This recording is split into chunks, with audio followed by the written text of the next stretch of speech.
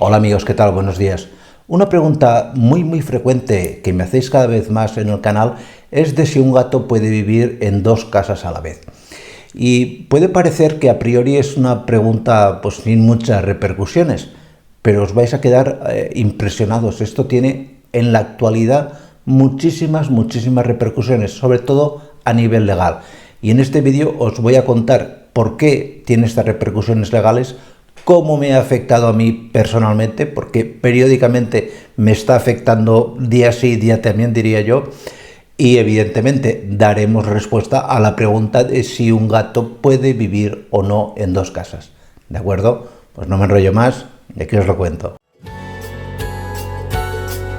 Mirad, la pregunta es muy sencilla. ¿Un gato puede vivir en dos casas a la vez? Difícilmente. No es fácil acostumbrar a un gato a que pueda vivir en dos casas a la vez. Y esta pregunta a mí me la hacen muchísimas veces porque cuando hay, por ejemplo, un juicio de separación, un juicio de divorcio, pues es muy normal que un abogado llame a un veterinario para que actúe de perito, para que apoye o que decida desde el punto de vista técnico con quién se debería quedar el gato. Y ya luego que el juez decida. Y claro, muchas veces en cualquier juicio el propio juez te pregunta, oiga, ¿los gatos pueden vivir en dos casas a la vez? Y ahí viene el tema, ahí viene la curiosidad y ahí viene la miga de esta problemática. ¿Qué ocurre cuando un gato le haces vivir en dos casas? Imaginaros que ha habido un divorcio, hay una separación, todavía no se ha dictado divorcio y uno vive en un sitio, otro vive en otro, y quieren los dos tener al gato y lo quieren compartir. Claro, el gato no lo puedes partir por la mitad, evidentemente, y tienes que dar una serie de consejos.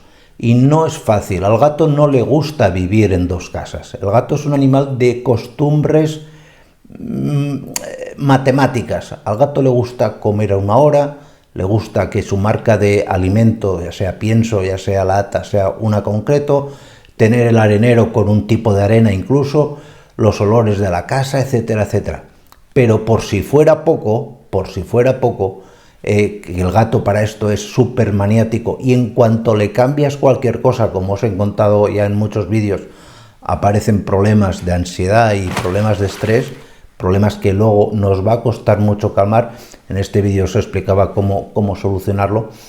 Pues si no fuera suficiente con esto, que ya el gato se va a alterar barbaridades, nos encontramos con un problema añadido. Es decir, si hay el juez dicta un horario o unas estancias durante un tiempo en una casa o en otra, el problema se va a reproducir cada semana o cada vez que se da el cambio.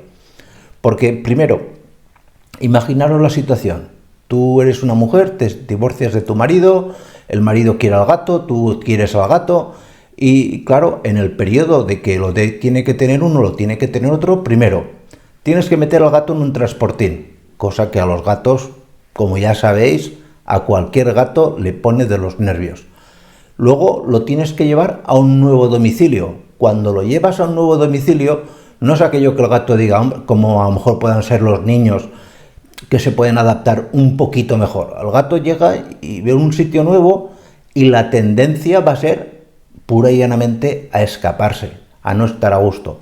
Con lo cual le tienes que decir al propietario receptor, al que recibe al gato, de que primero, durante 2 o 3 días, tiene que tener al gato encerrado en una determinada habitación, con su pienso, con sus croquetas, con su comida húmeda, con su bebedero, con todo exactamente igual, lo más parecido al hogar primigenio. Luego, además, de esos 3 primeros días, cuando ya le abres la puerta para que abra o se mueva por toda la casa, evidentemente ni se te ocurra ni abrir ventanas, ni abrir puertas y demás, porque el gato, su tendencia natural va a ser a escaparse y a irse.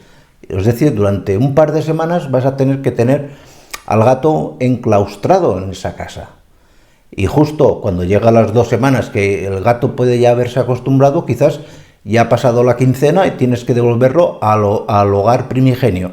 Es decir, volver a repetir todo el proceso, transportín, habitación de adaptación, periodo de un poco de desahogo, y encima que el gato no te manifieste ningún síntoma de estrés, ningún síntoma de tristeza, ningún síntoma de que el gato esté pues pasándolo mal.